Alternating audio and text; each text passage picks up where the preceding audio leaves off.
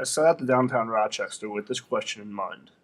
Does the quality and layout of a bar determine what kind of audience comes to a bar?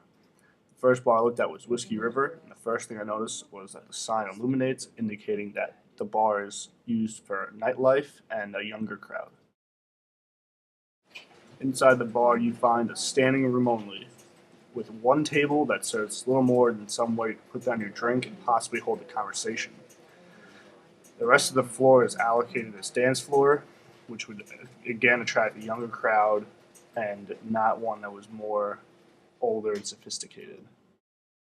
Here you get your first view at the bar. The first thing I noticed when entering Whiskey River is that there are no bar stools at the bar, which means that there's a lot of flowing going on. There's not a lot of place where you could relax and stand still. There's a lot of people moving around. You can also tell that the dance floor is very scuffed, which means the bar's not very well kept. Wouldn't really attract an older crowd with more money.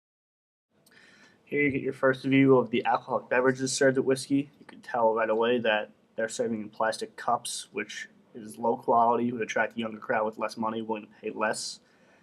Also, you can see that while there's a variety of different beers on tap, the liquor that they serve is very cheap liquor, Bacardi and other cheap liquors. Here you get your first view of the bar's entertainment value.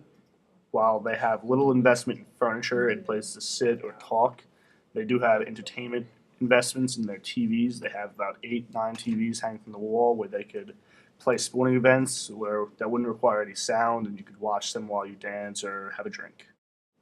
Here again, you see the bar's entertainment investment. You have a mechanical bowl. It's in the center of attention for the club. It's right in the middle. It kind of looks a little dirty, broken down maybe, so wouldn't really draw a lot of attention from an older crowd, but you can see why younger kids come to this bar, have a good time, have cheap liquor, and ride a ball. Second bar I looked at was called Temple.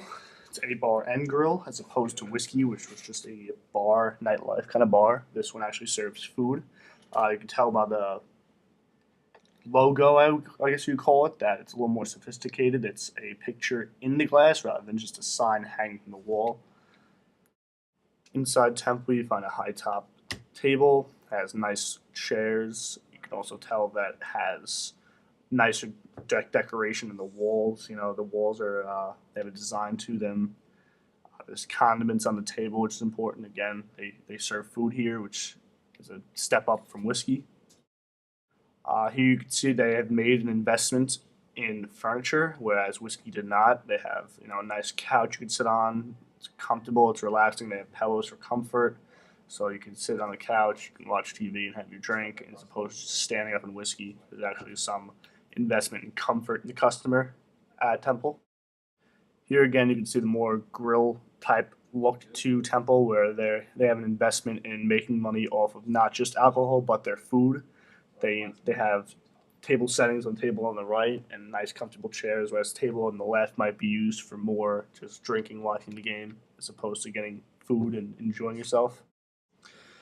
Here you see the bar at Temple. It's does have bar stools, places where you can sit, have a conversation with the guy next to you or the bartender. There's no rush here. You can sit down, enjoy yourself, have a drink, have your lunch here. There's TVs hanging above, and you can see that there's more variety in liquor, more expensive liquor.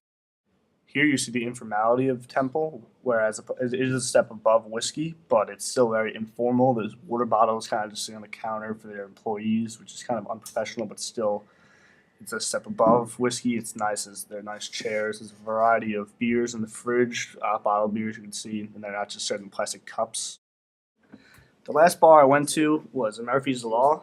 I know this bar attracts an older audience, so I've never been inside, and I wanted to know, why does this bar attract an older audience as opposed to Whiskey or Temple? So right away you can see that there's a pretty nice logo on the door. It's looks nice. Here you can see the investment Murphy's Law has made in furniture and comfortability for the customer, if that's a word. But you can see again that they have condiments on the table. They serve lunch, and they also have TVs in places where you can sit down, watch them while having lunch, enjoy a drink, and have a conversation. There's no loud music. It's just a relaxed place. Here you see the opposite side of the bar, which is more of a place where you can drink. It's still a place where you can have lunch, but more of an informal lunch. I wonder if they did this as a separation between the sit down side and the bar stool side where you can have a drink. There's more TVs on the side of the bar and you can relax and talk to somebody.